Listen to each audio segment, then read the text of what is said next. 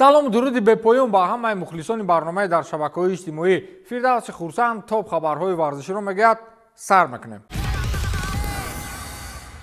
маҷаллаи машҳури 442 нисбати Криштиану Роналду як омореро нашр кард ва ба ин футболбоз унвони беҳтарин футболбози таърихи Реалро нисбат донист. ҳамлагари португалӣ Криштиану Роналду аз рӯи хулосаи коршиносони нашрияи британии 442 беҳтарин бозингари таърих дар ҳаёти бошгоҳи шоҳонаи Реал Мадрид эътироф шуд. ҳамлагари 38-солаи тими Ал-Насри Арабистони Саудӣ дар садри феҳристи 50 футболбози беҳтарини таърихи бошгоҳи шоҳона қарор гирифт. тавре маълум аст, Роналду 9 сол аз соли 2009 то соли 2018 шарафи дастаи шаҳри Мадридро ҳимоя кардааст. дар ҳаёти Реал кириш ба гирифтани ҷоизаҳои зиёди инфиродӣ ва dastavӣ ноил гардидааст. Роналду дар феҳристи беҳтаринҳои Реал Мадрид дар радифи чеҳраҳои дигари афсонавӣ ба мисли Алфредо Ди Стефано, Зинедин Зидан, Серхио Рамос, Икер Касилияс, Франсиско Хенто, Раул, Сантьяго Бернабеу, Ференс Пушкаш ва Луиш Фигу қарор гирифт. яке аз бозигарони феълии тими шаҳри Мадрид, нимуҳофизатгари хорватӣ Лука Модрич тавонистааст ба бистгонаи беҳтарини ин радабандӣ шомил шавад. ҳамчунин собиқ футболбози Реал Карим Бензема ки ҳоло дар чемпионати Арабистони Саудӣ бозӣ мекунад, ба қатори беҳтаринҳо шомил гардид.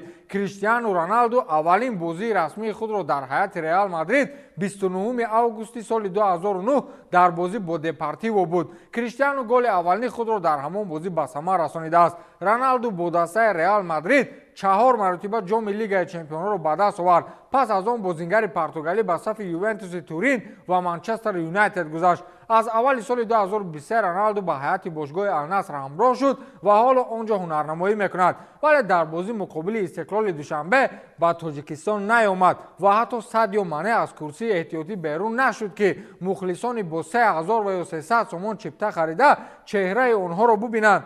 ҳарчанд ман ва Манеро дар торикӣ дидан андаке мушкилтар аст.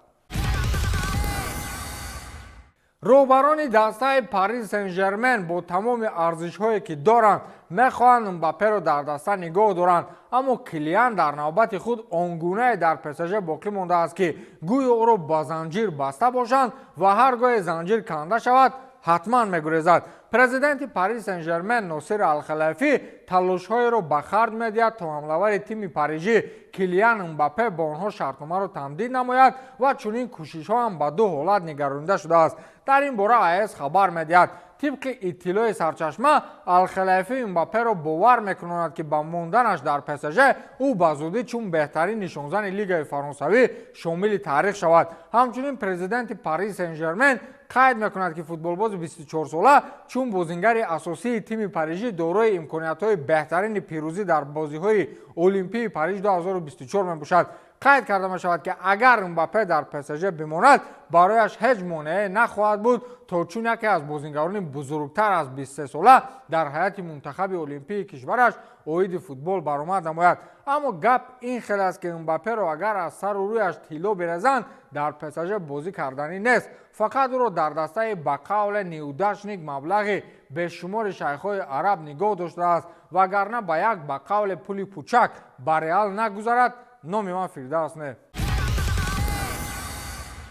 Жоао Феликс мисле ки дили раҳбарони Барселонаро ёфтааст. 2 гол зад, дигар нозу нӯзаш дар осмон аст. тибқи иттилои нашрияи АС, ҳамлагари тими миллии Португалия ва дастаи Атлетико Мадрид Жоао Феликс дар бораи ояндаи худ тасмим гирифтааст. дар ҳоли ҳозир футболбози бонуфуз дар Барселона ба иҷора гирифта шудааст ва бошгоҳи Каталонӣ ҳақ дорад ки бозингари португалиро харидорӣ намояд. манба менависад ки Феликс мехоҳад пас аз анҷоми шартномаи иҷора ки то охири мавсими ҷорӣ ҳисоб шудааст, дар бошгоҳи Каталонӣ бимонад. дар ҳамин ҳол раҳбарияти дастаи Барселона низ майл доранд ки ҳуқуқи бозингарро харидорӣ созанд, аммо тасмими ниҳоиро наздиктар дар охири мавсим эълон хоҳанд кард. бозингари 23-солаи Португалия дар ин мавсим дар ҳаёти Барселона 17 бозӣ карда дар ҳисоб 5 гол ва 3 ирсоли головар дорад. дар ҳамин ҳол шартномаи Феликс бо Атлетико то моҳи июни соли 2027 эътибор дорад. ёдовар мешавем ки охири ҳафтаи гузашта Феликс ба дарвозаи Атлетико Мадрид гол зада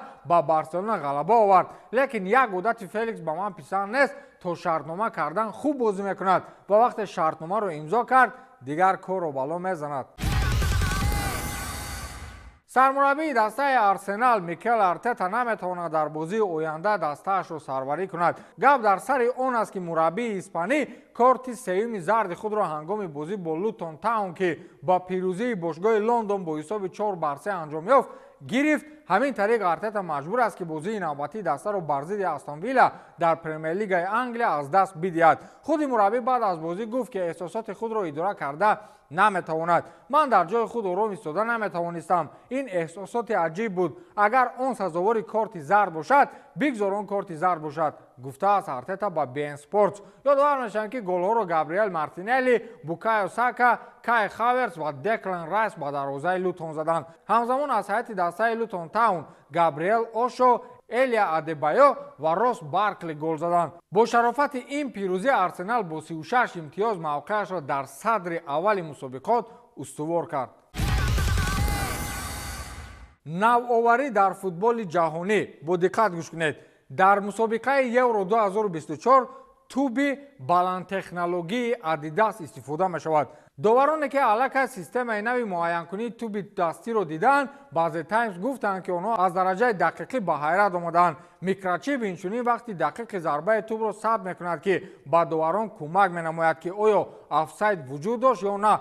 معلوم نیست که این تکنولوژی در لیگ چمپیون‌ها در موسم 2024-25 استفاده می شود یا نه. این سبب ارزش نسبتاً بلند آن است. یادآور می‌شویم که مسابقه مذکور از 14 ایون تا 14 ایول در 10 شهر آلمان میان 24 دسته برگزار می‌گردد. با بازی منتخب‌های آلمان و شاتلند روز 14 ایون مراسم گشوده‌شوی مسابقه آغاز می‌شود. با همین تمام تا دیدار نوبتی خیر.